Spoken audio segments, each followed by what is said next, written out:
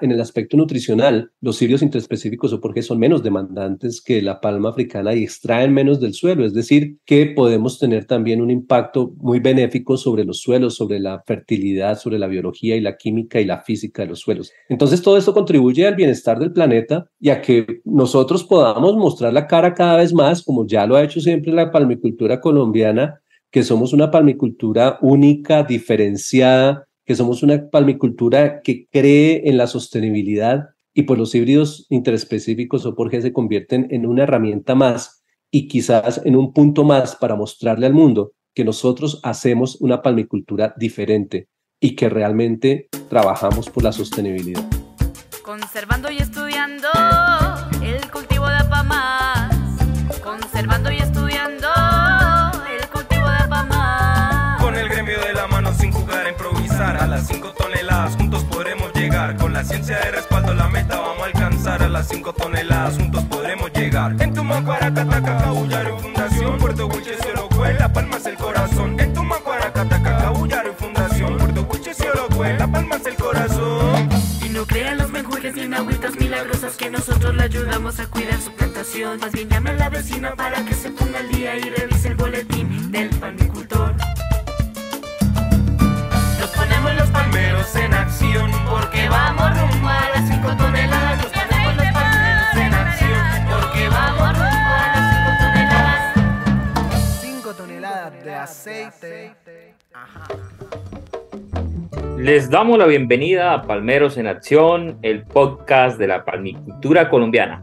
En esta tercera temporada les estaremos acompañando nuevamente. Mi nombre es Anderson Parada y les hablo desde el sur de Cesar, desde la zona central. Y hoy estaré acompañado junto con mis compañeros Brigitte Gañán, responsable de estrategia didáctica de CENIPALMA, y Juan Carlos Vélez, líder de formación y capacitación de CENIPALMA. ¿Cómo están, compañeros? Buenas tardes, qué gusto saludarlos. Hola Anderson y hola Juan Carlos. Es un gusto para mí estar nuevamente acá conversando en Palmeros en Acción y los saludo desde Barranca Bermeja. Buenas tardes o buenos días o buenas noches, bien sea la hora que nos puedan estar escuchando todas las personas que sintonizan Palmeros en Acción y más en esta tercera temporada cargada de muchos temas importantes para contribuir con la sostenibilidad y productividad de la palma de aceite.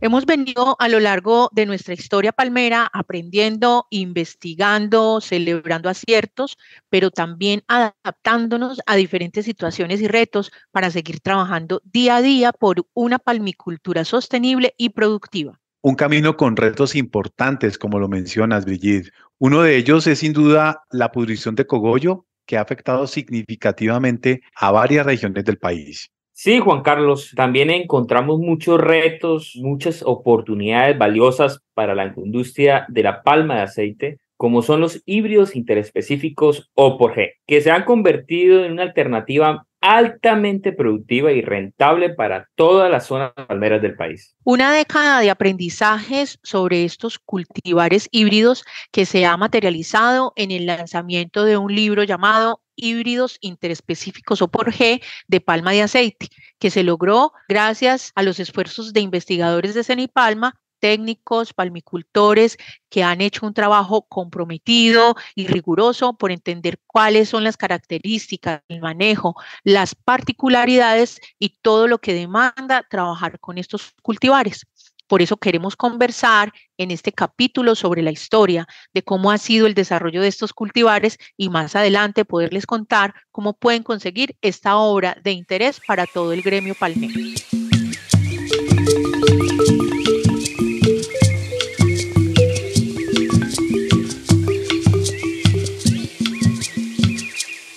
Bueno, y estos híbridos nacen de un cruzamiento. Este cruzamiento es entre la palma americana oleífera y la palma africana guineensis. Estos híbridos son muy resistentes a la enfermedad de pudrición de cogollo, una enfermedad que ha impactado no solamente a Colombia, sino a toda la palmicultura de Latinoamérica. Así es, Anderson.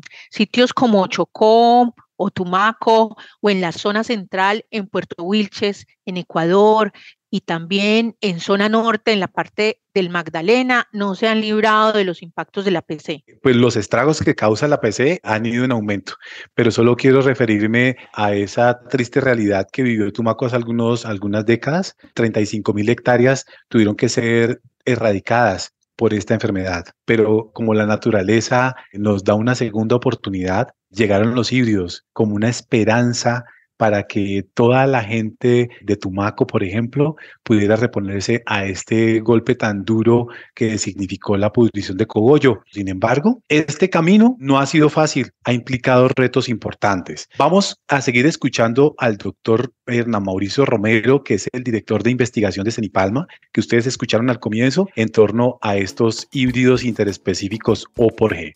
Digamos que hubo una apuesta de los palmicultores de Tumaco por tratar de revivir la agroindustria que había sido destruida por la pudrición de cogollo. 35.000 hectáreas de palma de aceite se perdieron por esta enfermedad y era imposible seguir con la palma africana, es decir, esa de la Aedes guinensis.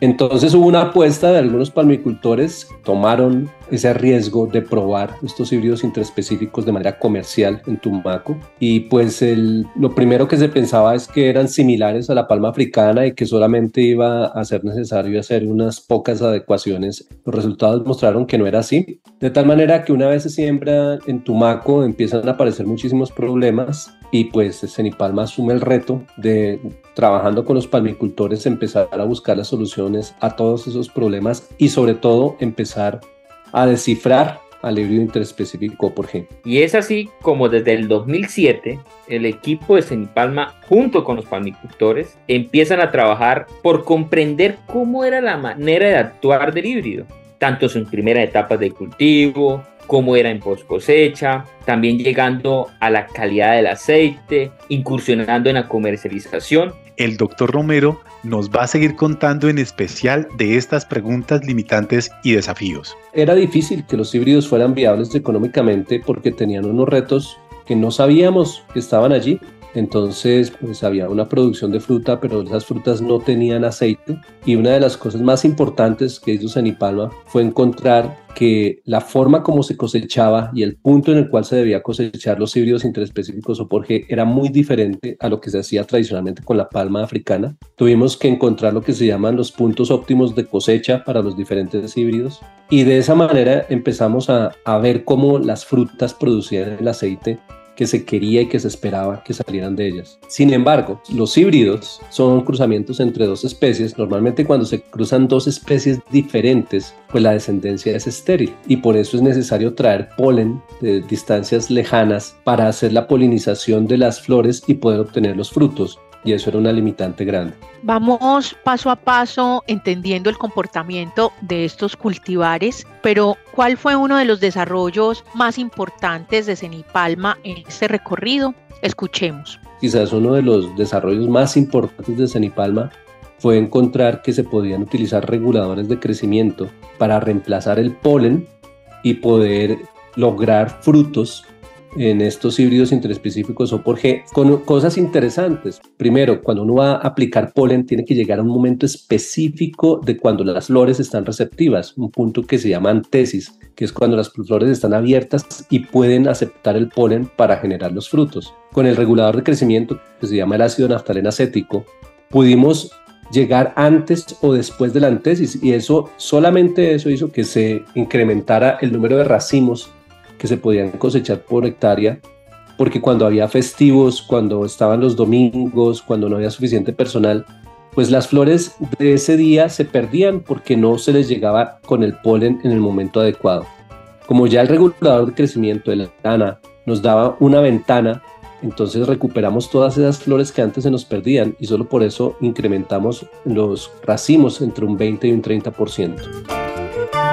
Sin duda, escucharlo le genera a uno una motivación por indagar, conocer y entender cómo ha sido la historia de cómo nosotros nos estamos adaptando a estos nuevos cultivares. Por eso, hoy estamos promocionando el libro de los híbridos interespecíficos O por G, del cual hablamos al inicio. Más que ser una obra maravillosa que invitamos a leer, es una gran oportunidad para reflexionar sobre todo lo que hemos aprendido. Este libro ha sido desarrollado por 77 autores. las personas que estén interesadas en adquirir el libro pueden comunicarse a través de la página, pueden comunicarse con el CID Palmero y en el CID Palmero les van a dar información, pero si yo estoy en las zonas palmeras, puedo acudir a cualquiera de las sedes de Cenipalma. Sí, Juan Carlos, si estamos en la zona central, pues nos acercamos al campo experimental Palmar de la Vizcaína, ahí en Barranca Bermeja, y ahí lo podemos conseguir también. Bueno, nuestros oyentes estarán preguntándose, Juan Carlos, ¿será que este libro está pensado para que cualquier persona pueda conocer de sus cultivares? ¿Será que requiere algún conocimiento técnico, científico? Eso es una excelente pregunta y yo quiero que sea el mismo doctor Romero que nos cuente. La verdad es que el libro está escrito para todos los públicos. Nosotros hemos pensado en un libro que sea un libro de referencia para todo aquel que quiera meterse al mundo de la palmicultura con los híbridos interespecíficos o por G. Yo creo que es un libro que se ha hecho pensando en el agricultor, no pensando en un gran científico ni pensando en un gran técnico, sino en el agricultor. Allí se tienen de manera muy simple, de manera muy concisa y sobre todo muy completa todas las diferentes tecnologías y todo lo que es necesario saber alrededor del cultivo de los híbridos interespecíficos o por G. Entonces, es para todo el mundo, desde el que desea conocer cosas muy científicas hasta el que desea conocer cosas muy aplicadas. Y pues también tiene unas partes muy importantes del desarrollo histórico y demás que son fundamentales para entender cómo hemos llegado acá.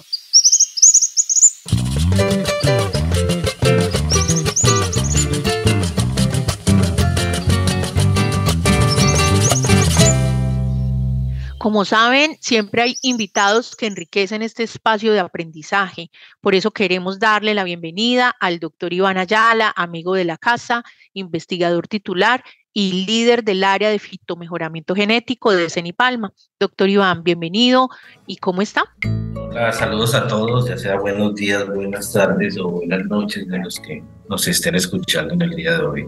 Y gracias por la invitación a este grandioso espacio. Escuchábamos al doctor Hernán Mauricio decir que al inicio se pensaba que estos cultivares eran muy parecidos a los guinensis y el camino fue mostrando que no era así.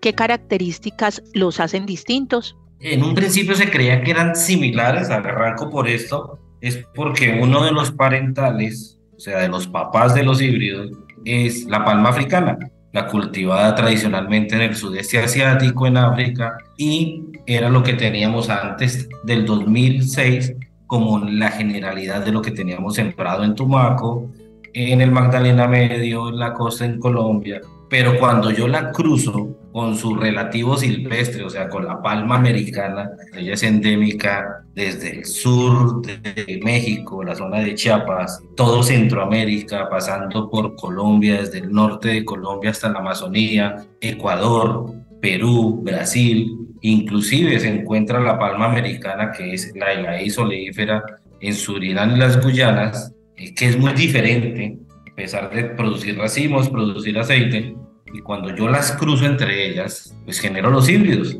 Lo que se decía es, como el papá es el mismo, pues posiblemente el manejo sea el mismo, y ya escucharon a Hernán Mauricio que el manejo fue totalmente diferente, y por eso decimos que es más de una década de aprendizajes conociendo al híbrido interespecífico. Entonces hay distintos tipos de híbridos, y si hay distintos, ¿varían su manejo? Sí, efectivamente, y eso viene desde la genética de los padres o los parentales, que llamamos desde el mejoramiento genético. A diferencia de la palma africana, uno dice que la base genética es muy estrecha o muy reducida.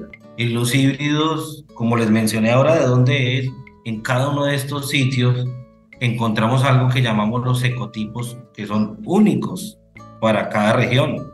Por ejemplo, el ecotipo de la zona norte de Colombia, Sinú, San Jorge, es muy diferente al de la Amazonía colombiana y a su vez muy diferente al de Ecuador y a su vez muy diferente al de Brasil.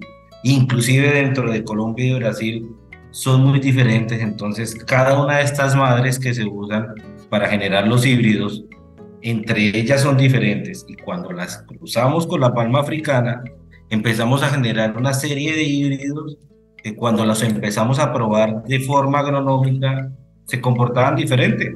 ¿Diferente en qué sentido? Primero, para cosecharlos, cada híbrido es único. Entonces nos tocó aprender, y el aprender es el aprender haciendo mediante la investigación que iniciamos en Tumaco y luego validamos en la zona central y en otras zonas palmeras. Oiga, lo que se hacía en Guinensis es totalmente diferente a lo que se debe hacer en el híbrido interespecífico. Y dentro de cada híbrido, nuestro punto óptimo de cosecha cambió de acuerdo a la genética de cada uno. Eso es solo para dar un ejemplo, pero esto aplica también a la parte nutricional, pueden haber particularidades al manejo y a otras características. Sin embargo, hay cosas que sí se pueden transferir de la palma africana que nos permiten también pues, ir más rápido. Pero definitivamente los híbridos y la palma africana son diferentes entre sí. Doctora Ayala, ¿cómo fue que llegamos a darnos cuenta que los híbridos interespecíficos eran una solución frente a la pudrición del cogollo? Pues los híbridos fueron inventados o desarrollados hace muchos años, estamos hablando desde los años 50, 60, ya se tenían los híbridos interespecíficos desarrollados. Desde esa época se veían como algo muy positivo porque ya se empezó a conocer que tienen unos aceites especiales, porque son ricos en mono y poliinsaturados, o sea, unos aceites mucho más líquidos, ricos en alto oleico, pero hasta ahí conocíamos. ¿Y que se conocían también? Eran de muy baja productividad, pero hasta ahí. La historia cambia, ¿y cuándo cambia la historia? En el declave de la epidemia de PC en Tumaco, la única solución viable fueron los híbridos. ¿Y dónde supimos esto? Resulta que en los años 70 llegó la PC de forma epidémica al Urabá y unos investigadores habían sembrado unos experimentos de los primeros híbridos para probarlos en diferentes zonas de Colombia y curiosamente lo único que sobrevivió a la pudrición de cogollo fueron los híbridos interespecíficos. Entonces ya se tenía una evidencia de la posible resistencia de los híbridos a la pudrición de cogollo. En el año 2007-2008, que aparece epidémicamente la PC en Tumaco, la única solución a la mano eran los híbridos interespecíficos. Entonces, ¿qué pasó? Pasamos de tener menos del 0.5% del área sembrada en híbridos en el país, que correspondía a algunos ensayos de algunas plantaciones, era algo muy ínfimo, muy reducido. Y después de 17 años, que es lo que llevamos realmente del híbrido como cultivo, ya estamos llegando al 17% del área y alrededor de las 100.000 hectáreas comerciales cultivadas con el híbrido por G. Entonces es una solución que si la manejamos bien está para quedarse, pero hay que aclarar una cosa desde ya, los híbridos no son inmunes a la pudrición de cogollo, hay que manejarlos, tienen una resistencia intermedia alta, pero tenemos que saberlos manejar para que sea un producto muy duradero.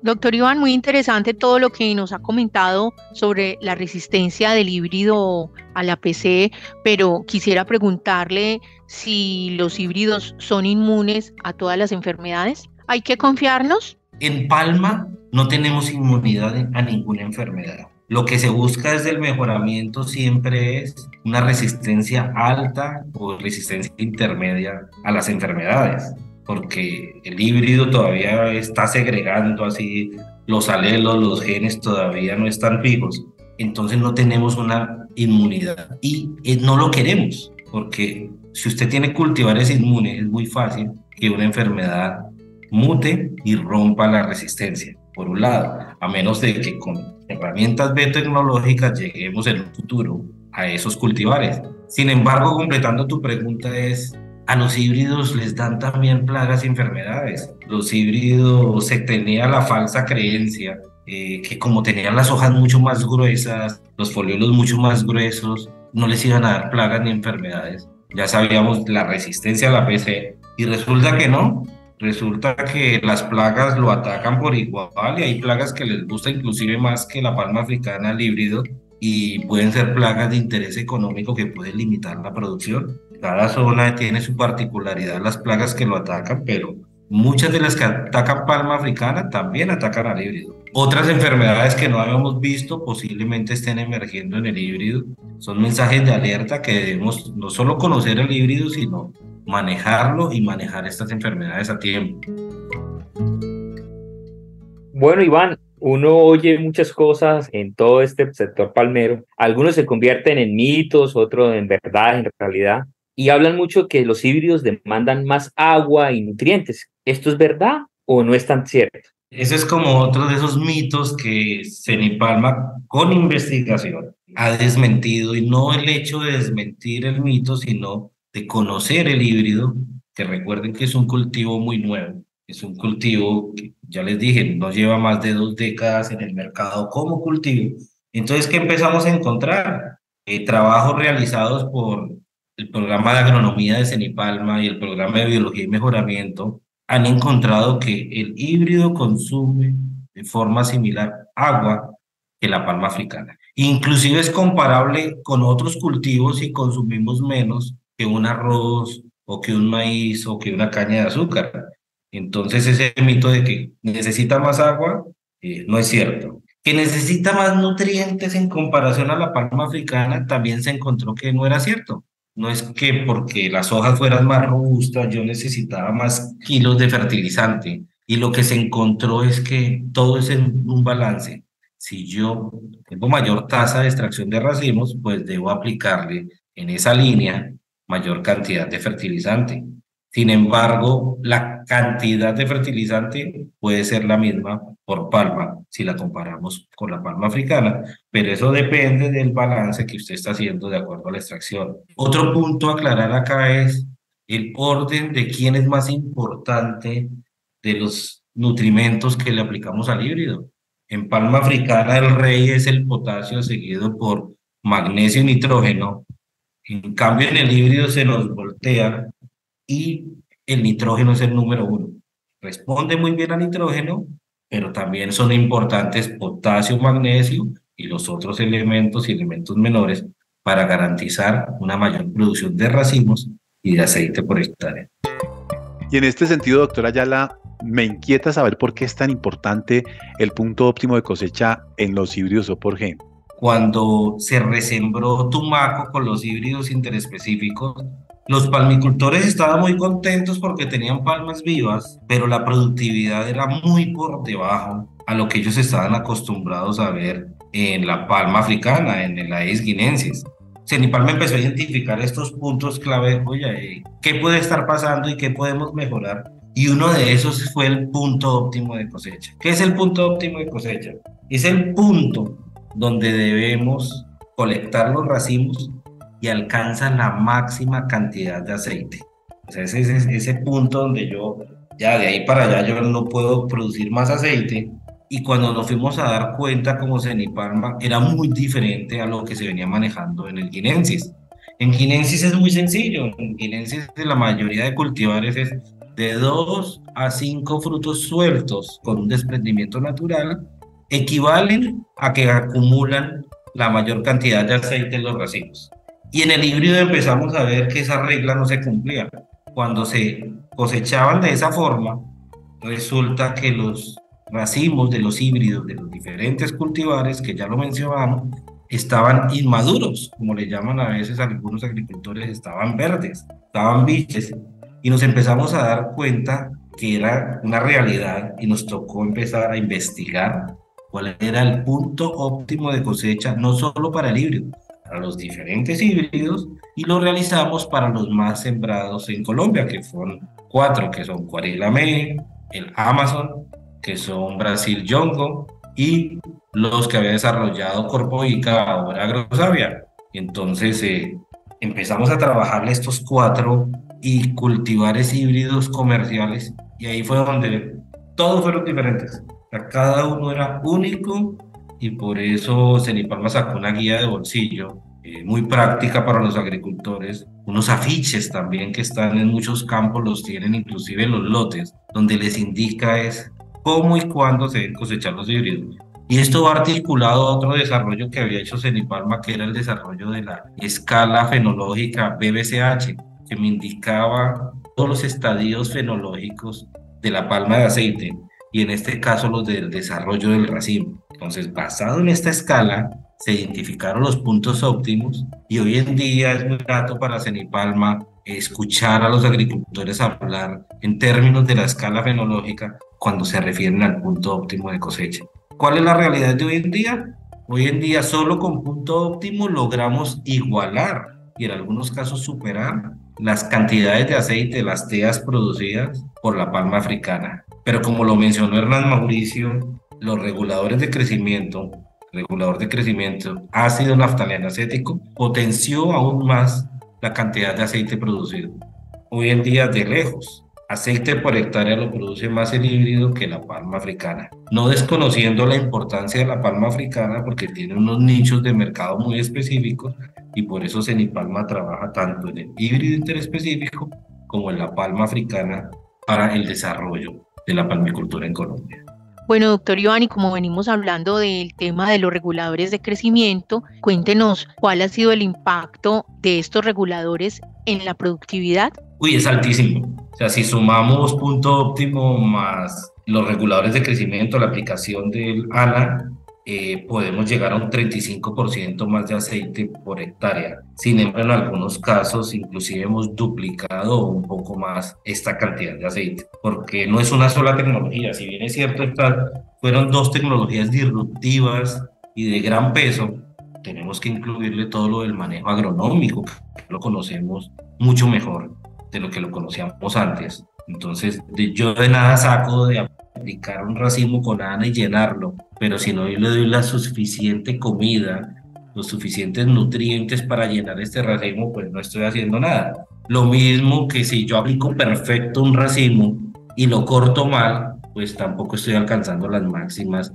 cantidades de aceite. O si de pronto no estoy manejando las plagas y enfermedades, pues estos potenciales no se llegan. Es un manejo integrado de diferentes tecnologías que Cenipalma ha desarrollado en los últimos años y eso me permite alcanzar estas máximas productividades. Adicionalmente, siempre nos seguimos conociendo algo del híbrido, el potencial de pronto ni lo conocemos. En algunos lotes comerciales en Colombia ya producimos, no teórico, real, entre 11 y 12 toneladas de aceite por hectárea. Eso rompe cualquier cosa que estaba en los libros de la palma africana. Eso eran rendimientos o experimentales o teóricos a nivel palma o lotes. Hoy en día ya lo conseguimos a nivel comercial. Entonces sabemos que este potencial estamos encontrándole que todavía podemos llegar a más. Y es un cultivo realmente que está para quedarse, es diferenciado, nos hace únicos. Sus aceites son diferentes, son ricos en fitoquímicos. Entonces tenemos muchísimo de dónde seguir explotando al híbrido, pero siempre con la premisa, con un muy buen manejo.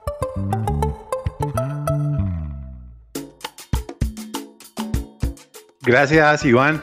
Bueno, yo siento que este ha sido un podcast en el que hemos aprendido mucho. Es por eso que al comienzo, cuando les invitamos a que adquirieran el libro interespecífico por G, pues no era mentira, es porque definitivamente este libro trae muchísimos otros temas. El libro lo podemos adquirir a través del CID Palmero. El CID Palmero, como yo les comenté, pues es nuestro centro de información y documentación y el correo es cidpalmero, todo pegado, y le voy a deletrear cidpalmero, @fedepalma.org. Si tienen alguna duda, podrán contactarse con los compañeros del CID Palmero al teléfono 320-473-1593.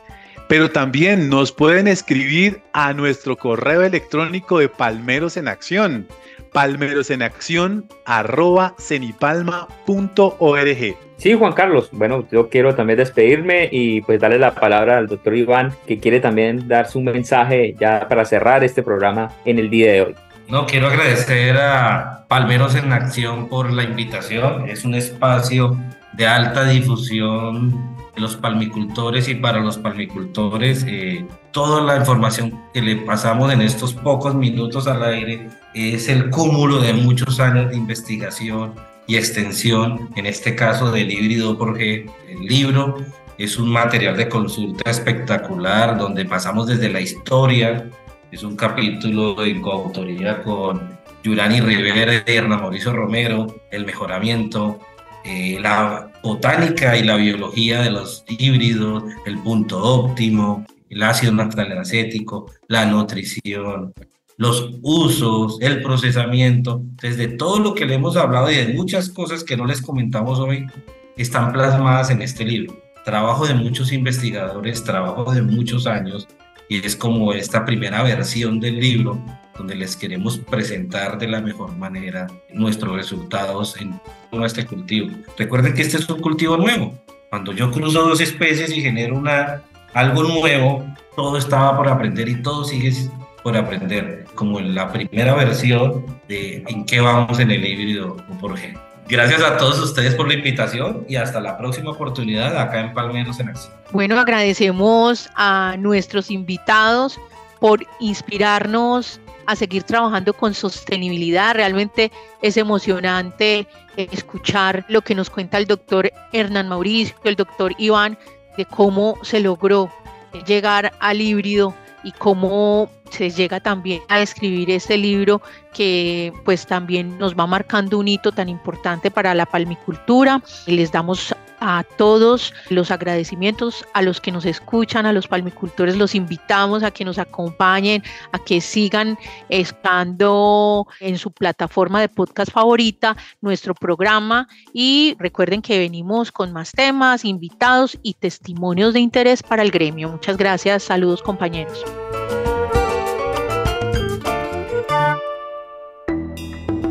Esta emisión es una realización de Cenipalma, con el patrocinio del Fondo de Fomento Palmero, y por ende le son aplicables las reglas sobre derechos de autor, propiedad intelectual, derecho a la competencia, al consumidor y limitación de responsabilidad señaladas en la página web www.cenipalma.org/escucha. Producción de Ecoconsultores. Créditos en la página web www.cenipalma.org/escucha.